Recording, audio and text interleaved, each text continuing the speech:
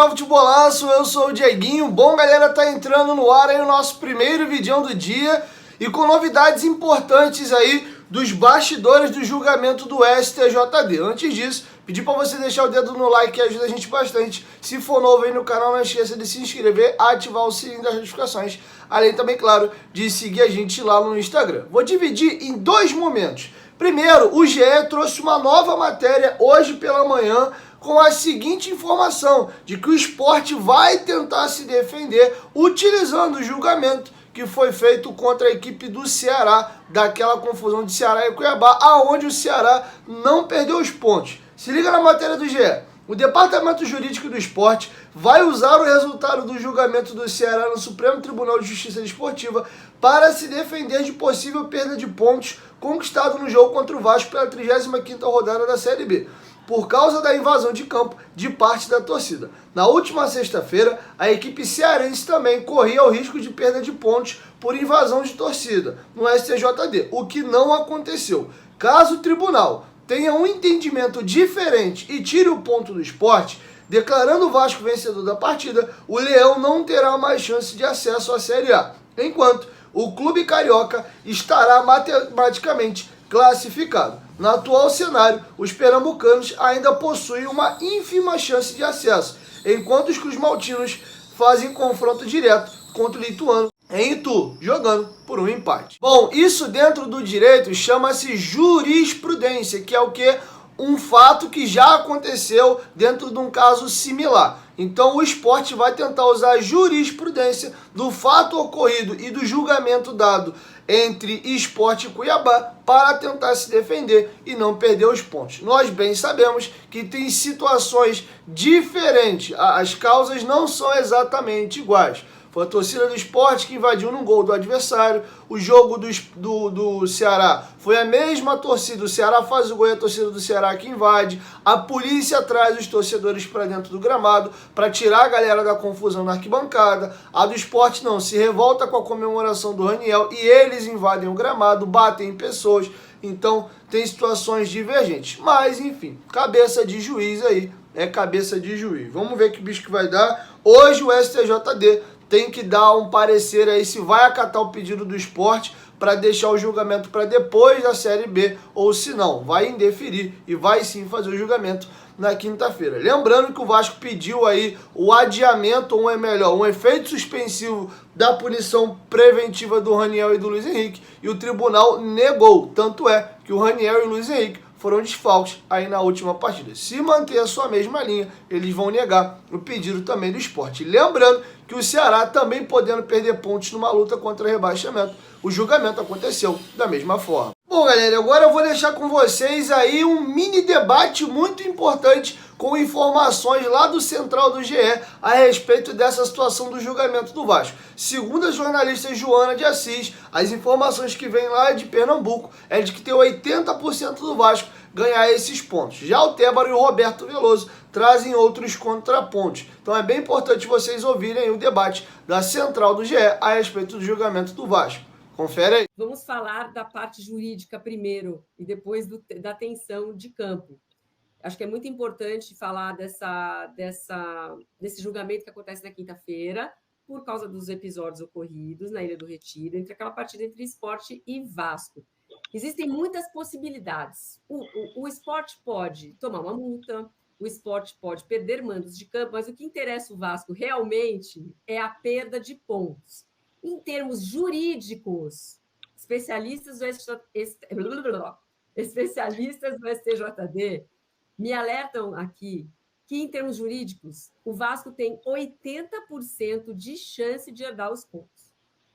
Mas, como tudo na vida, existem outras movimentações, né, Tébaro? Então, isso aumenta ainda mais a expectativa para esse julgamento na quinta, e dependendo do resultado, também coloca uma pressão danada no time.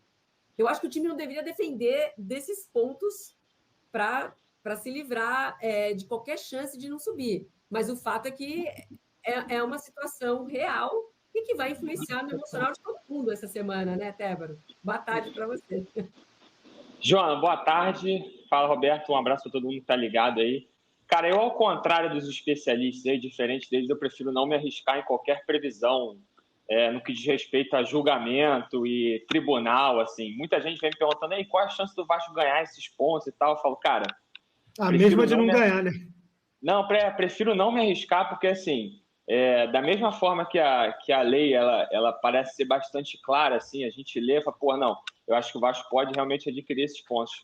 Na hora do julgamento pode haver uma interpretação diferente de um auditor ou outro e levantar uma questão que a gente nem estava cogitando aqui, então eu estou respondendo para todo mundo aqui que é só na quinta-feira mesmo que a gente vai saber se o Vasco vai conseguir esses pontos ou não. Mas é isso, existem várias possibilidades. O esporte foi denunciado em 3 artigos do CBJD, mas o que mais interessa ao Vasco é a pena prevista no artigo 205, que é impedir o prosseguimento de partida, prova ou equivalente que estiver disputando por insuficiência numérica intencional de seus atletas ou por qualquer outra forma. Essa é a infração prevista no artigo 205. E as penas previstas para essa infração são multa de R$100 a R$100.000 e perda dos pontos em disputa a favor do adversário, que é isso que interessa ao Vasco. Então, vamos supor que o esporte seja punido com a perda de pontos. Então, o esporte deixa de somar aquele pontinho que ele somou na partida e o Vasco ganha mais 2. Ganhou 1 por causa do empate, vai ganhar mais 2, e aí dessa maneira já eliminaria qualquer tipo de chance de acesso do Ituano, do esporte na última rodada. O Vasco já estaria assegurado na Série A do ano que vem. Então, é isso que está em jogo ali na próxima quinta-feira no julgamento do STJD. A gente está falando da confusão que aconteceu na partida entre Sport e Vasco na 35ª rodada lá na Ilha do Retiro, que a partida não chegou a ser finalizada ali, né? Houve uma confusão depois do gol do Raniel, de pênalti nos minutos finais ali. O Raniel fez aquela comemoração na frente da torcida do Sport, e aí os torcedores do Sport invadiram o gramado. Teve cenas lamentáveis de agressão a uma bombeira, cadeiras arremessadas. Então os jogadores do Vasco correram para o vestiário e a partida ela não chegou a ser finalizada pelo árbitro ali, né? Mas temos lá 1 ponto para cada time, porque esse foi o placar final ali de quando a partida foi suspensa. Então é esse julgamento que a gente está falando. Então o Vasco, apesar de ser interessado no julgamento, ele não entrou como terceiro interessado. Então o Vasco não é réu, não é nada, ele está só observando ali, interessado no que está sendo julgado ali, porque pode ser sim que no final do julgamento dessa quinta-feira o Vasco já esteja assegurado na Série A do Campeonato Brasileiro do ano que vem. E a gente está falando aqui, ainda tem chance de recursos e tal, né? Mas pode ser que isso aconteça na próxima quinta, sim. Bom, galera, vamos aguardar. Independente do julgamento, o Vasco tem que fazer o seu papel no jogo de domingo contra o Ituano, para não ficar dependendo dessa situação. Lembrando que eu já informei a vocês que, independente do resultado de quinta-feira, cabe ainda recurso do Pleno do STJD. Beleza? Para finalizar, encerro aqui com vocês um trecho da coletiva do Jorginho, aonde ele fala que confia no acesso, apesar de toda essa situação aí complicada, e o emocional deu uma balada ali com a vitória do Sampaio Corrêa do jeito que foi, mas ele garante o acesso e aproveita até para explicar as substituições no segundo tempo. Sempre quando você está perdendo um jogo, as substituições elas se tornam sempre duvidosas, né? Funcionou porque a gente empatou. Aí daí vai falar que porque a gente perdeu, que tomamos um gol, né, no último minuto, no último lance do jogo, as coisas não aconteceram, mas o volume aumentou com as substituições, com a entrada do PEC, com a entrada do Alex, né, com a entrada do Tubarão, os jogadores, com o próprio Fábio, né, com uma característica diferente do Ignaldo, que é um jogador mais de presença na área.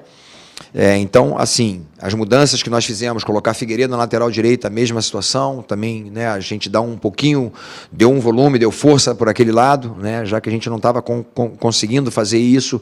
O Léo tem sido um jogador que cresceu muito com a minha chegada aqui, fez gols importantes e tal. A gente viu que não estava acontecendo, a gente estava sofrendo um pouquinho, até mesmo em termos de marcação, ali junto com o Catatal, ele estava levando alguma vantagem, e com o Figueiredo a gente conseguiu realmente assim sustentar um pouquinho mais na parte defensiva e ter criatividade na parte ofensiva. Então, eu gostei das substituições, aconteceram, mas infelizmente a gente tomou o gol. E eu não gosto, sinceramente, é o que eu falo, se tem alguém responsável, sempre é o treinador. Eu sei que o treinador ele pode xingar, e eu estou acostumado com essa situação, porque quando as coisas vão bem, né, as pessoas aplaudem, quando não vai bem, a gente entende, o torcedor, ele é passional, ele é apaixonado, ele que vai permanecer. Todos nós aqui, treinador, atletas, são todos passageiros, e o torcedor, ele está machucado, com a segunda divisão, ele quer desesperadamente realmente fazer com que a equipe suba logo. A gente entende toda a dor deles, né? Entende a vaia, entende o xingamento, sem problema nenhum, mas a responsabilidade cai para o treinador, não é num jogador. Todos nós erramos, a bola não...